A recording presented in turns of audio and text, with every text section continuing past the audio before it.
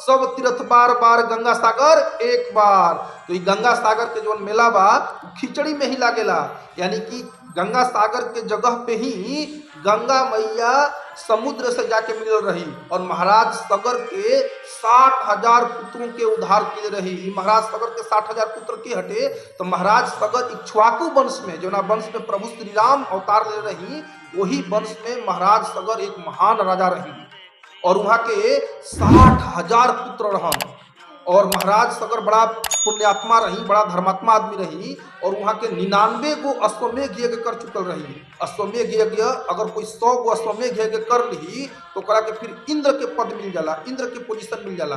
तो महाराज सगर 100वां अश्वमेघ यज्ञ करे जात रही और जब 100वां अश्वमेघ यज्ञ करे जात रही महाराज सगर तो इंद्रदेव एकदम घबरा गिलन कि अरे बाप रे, तो 100 यज्ञ पूरा कर लिहन तो फिर हमार गद्दी हड़प ली हम। तो ये से इंद्रदेव का किलन दिमाग लगेलन। अश्वमेघ यज्ञ में एक घोड़ा छोड़ल जाला और वो घोड़ा पूरा पृथ्वी पे भ्रमण करके विचरण करके जब वापस आ जाए जगशाला में तब अश्वमेघ यज्ञ के पूर्ण मानल जाला। तो जैसे ही घोड़ा छोड़ल गई पृथ्वी पे विचरण करे खातिर 100वां अश्वमेघ यज्ञ के घोड़ा महाराज सगर द्वारा, तो इंद्रदेव का किलन कि वो घोड़वा के अपहरण कर लेना और घोड़वा के अपहरण करके दूर जहाँ पे कपिल मुनि सागर के तट पे तपस्या करत रही, जहाँ पे वहाँ के आश्रम रहे, कुटिया रहे, वो कुटिया के नजदीक में ले जाके घोड़ा के इंद्रदेव बांध दिहल। और इधर सगर महाराज पूरा पृथ्वी पे घोड़ा के खोजवा रहल बानी। उनकर 60,000 जो लड़का रहन पूरा पृथ्वी के छान मारत रहन घोड़ा के खोजे खातिर। जग के घोड़ा कहाँ गई कहाँ गई कहाँ गई, कोई घरे रहबे ना कि रहे, पते ना चलत रहे कोई की घोड़ा गई कहाँ। तो महाराज सगर के 60,000 जो बलशाली पुत्र रहन वो सब का कि पृथ्वी के खोदे लगलन कि कहीं कोई चुरा के पृथ्वी के अंदर तो नहीं रख दिले, तो पृथ्वी के भी खोदे लगलन जा जना। और वहने जरा के खुदाई किला से पृथ्वी पे समुद्र बन गई। सोची 60,000 पुत्र खुदाई करत रहन जी जान लगा करके, लेकिन घोड़ा वही जो ना मिलल।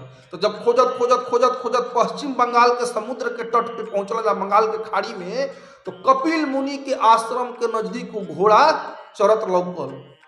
अब जब सागर महाराज के पुत्र एकदम परेशान रह जा बेचारा घोड़ा खोजत खोजत जब देखल कि घोड़ा कपिल मुनि के आश्रम के नजदीक में बाटे, तो वहां जना के लागल कि घोड़वा के चुरैले बा, तो कपिल मुनि चुरैले बड़न। अब वहां जना के बड़ा गुस्सा आ गई कि अरे कपिल मुनि ऋषि महर्षि आदमी ई घोड़ा का करिहन, ई जग के घोड़ा से का मतलब ई काहे के घोड़ा चुरैलन जग के। और जाके कपिल मुनि के आश्रम में कपिल मुनि से लड़ाई झगड़ा करे लगन। वहां जना कपिल मुनि का शब्द कहे लगल जा कि तू चोर बड़ा, तू घोड़ा काहे के चुरैला जग के। अब कपिल मुनि के बड़ा गुस्सा आ गई, विक्षुब्ध हो गए कपिल मुनि और गुस्सा में आकर के महाराज सगर के 60,000 पुत्रों के श्राप देके जला के उसे भस्म कर दिया। अब जब ये बात महाराज सगर के पता चलल कि उनका 60,000 पुत्र कपिल मुनि के श्राप के कारण जल के भस्म हो गलन, तो महाराज सगर बड़ा दुखी भइलन, अत्यंत दुखी भइलन। बहुत प्रयास कलन कि उनकर लइकन के आत्मा के शांति मिल जाओ, उनका 60,000 लइकन के उद्धार हो जाओ, लेकिन तो महाराज सगर सफल ना हो पैलन। काहे से उद्धार के चक्कर में रहन, काहे से कि असमय मृत्यु भई रहे। तो असमय मृत्यु होखला पे आत्मा के शांति ना मिलेला, शरीर ना मिलला आत्मा के दूसर। तो महाराज सगर के ही वंश में एक राजा भइलन महाराज अंशुमान। तो अंशुमान बहुत बुद्धिमान राजा रहन। वो पहले कपिल मुनि के तपस्या की, भगवान कपिल के प्रसन्न कर लेहन तपस्या करके। और जब भगवान कपिल प्रसन्न हो गई तो भगवान कपिल से पूछनी कि हमारे पूर्वज के उद्धार करे के रुआ उपाय बताई।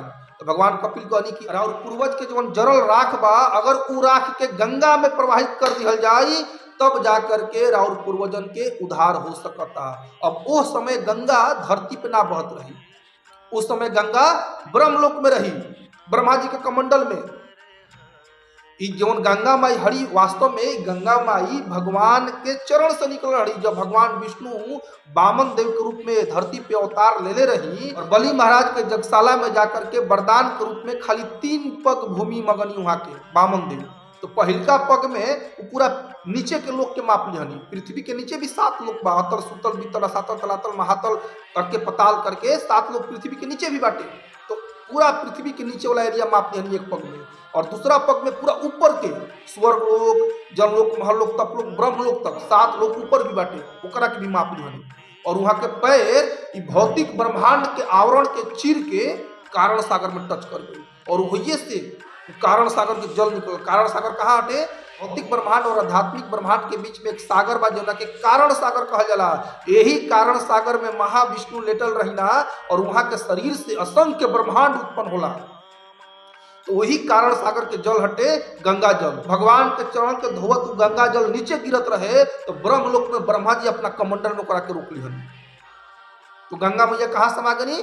ब्रह्मा जी के कमंडलू में। भगवान कपिल मुनि द्वारा जब महाराज अनुष्मान के पता चलल कि उनका पूर्वज के उद्धार के एक ही माध्यम बा कि जब उनकर पूर्वज की अस्थि राख गंगा में विसर्जित हुई तभी जाके उनकर पूर्वज के उद्धार हुई।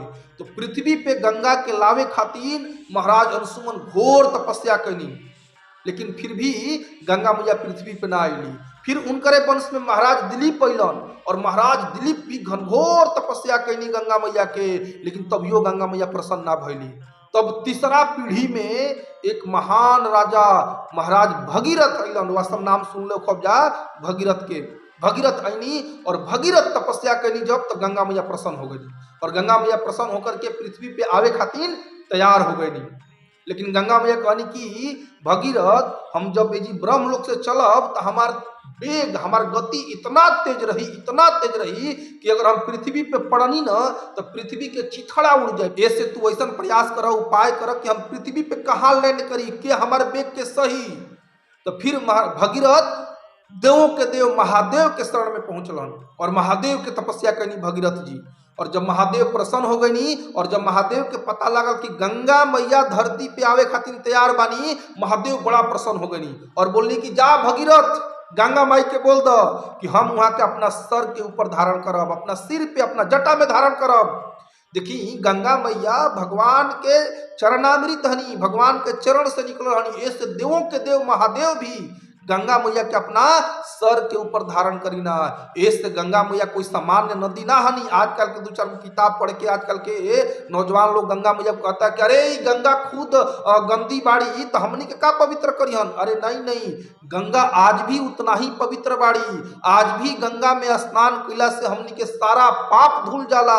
लेकिन समस्या ई बाटे कि गंगा मैया में स्नान करे से हमनी के पाप तो धुल गई, लेकिन जैसे ही गंगा मैया में स्नान करके बहरी आवे नहीं जा फिर से हमनी के पाप करे शुरू कर दी न जा। जैसे हाथी बाटे, हाथी का करेला कि तालाब में नदी में जाके स्नान करके अपना देह के स्वच्छ कर लेला, लेकिन जैसे ही फिर नदी से तालाब से बाहर निकलेला हाथी तो अपना सूंड से धूल उठा के अपना शरीर पे डाल के फिर से अपना शरीर के गंदा कर लेला। वही तरह हमनी के मनुष्य बनी जा, गंगा जैसी पवित्र नदी में जाके स्नान करके अपना शरीर के स्वच्छ कर लेने जा, हमनी के शरीर हल्का हो जाला, सारा पाप धुल जाला। लेकिन जैसे ही बाहरी निकलने जा फिर से अपन पाप करे शुरू कर दी जा। जैसे अगर कोई के देहांत हो जाला और बक्सर घाट पे या फिर बनारस घाट पे फूंके तापे के ले जानी जा दह संस्कार करे खातिर, उस समय एकदम दिमाग खुल जाला। अरे भैया जिंदगी में कुछ नहीं के हो, सब ऐसे ही छोड़े के बाटे, सब कुछ एहिजे रह जाई, उड़ जाइए सुगना पिंजड़ावा के छोड़ के कुछ ना जाई साथ में। वो दिन बुद्धि खुल जाला। लेकिन जैसे ही फूंक ताप करके गंगा जी में स्नान करके पूरी जलेबी खा के बस पे बैठ के फिर से वापस चलने जा, फिर से वही दिमाग में चालू हो जाला कैसे एकवा के दुकवा कल जाओ, दुकवा के सवा कल जाओ, कैसे केकर बेमानी का हड़प लिया जाओ, केकर खेत पधार खरीद लिया जाओ, फिर से वही चालू हो जाला पाप का।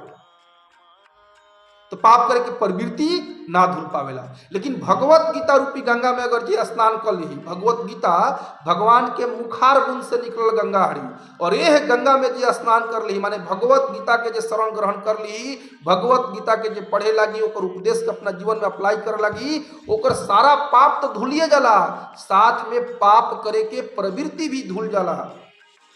तो गंगा मैया भगीरथ की तपस्या से प्रसन्न होकर शिव जी की कृपा से इस धरती पे प्रकट भइली और सबसे पहले कहाँ धरती पे लैंड कैली? हरिद्वार में। और हरिद्वार में लैंड करके हड़की पौड़ी से आते आते इधर हमने के बिहार, यूपी, बक्सर, पटना होते होते गंगा मैया पश्चिम बंगाल पहुंचेली और बंगाल के खाड़ी में जाके सागर से मिल जाली और वही महाराज सागर के 60,000 लड़कन के उद्धार करेली, उन लोग के मोक्ष प्रदान करेली और फिर सागर में मिल करके नीचे के लोक में चल जाली। तो गंगा मैया ब्रह्म लोक से लेके पाताल लोक तक बहेली। 14 लोक के पवित्र बनावेली गंगा मैया। हर साले गंगा सागर पे मकर संक्रांति यानी खिचड़ी के समय विशाल, बहुत विशाल, विश्व प्रसिद्ध मेला लागेला, जहाँ पे हजारों लाखों की संख्या में लोग आवेलन और गंगा जी में डुबकी लगावेलन। वाला वीडियो में भगवत गीता के ज्ञान के बिल्कुल आसान तरीका से भोजपुरी भाषा में एक एक अध्याय के एक एक श्लोक के भोजपुरी भाषा में बतावल जाए। इस तरह सब इस चैनल के सब्सक्राइब कर लीजिए और घंटी दबा के ऑल वाला ऑप्शन सेलेक्ट कर लीजिए। मिलल जी हमनी के अगला वीडियो में, तब तक के लिए हरे कृष्ण।